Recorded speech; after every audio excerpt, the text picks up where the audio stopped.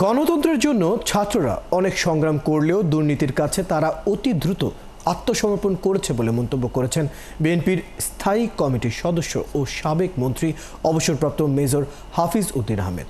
দুপুরে ভোলার তজুমুদ্দিন উপজেলা পরিষদ অডিটোরিয়ামে উপজেলা বিএনপির ত্রিবার্ষিক সম্মেলনে তিনি এসব কথা বলেন। তিনি আরও বলেন, এই ধরনের রাজনৈতিক দল আছে যাদের দলে ২-৩ জন নেতাকর্মী, এরা শুধু সংস্কারের কথা বলছে ও নির্বাচন নিয়ে গড়িমসি করছে।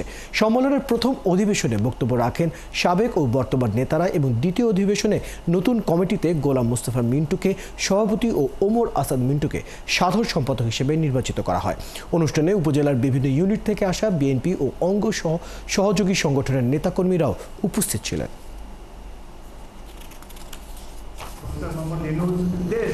বিখ্যাত জগৎ বিখ্যাত ব্যক্তি, ভালো মানুষ। তার প্রথমে ইচ্ছা ছিল না, এখন তিনি নির্বাচন দিতে চান। লন্ডনে আমাদের নেতার সাথে বৈঠক করেছেন, তারপর তিনি ওপেন হয়েছেন, নির্বাচন দিতে চান।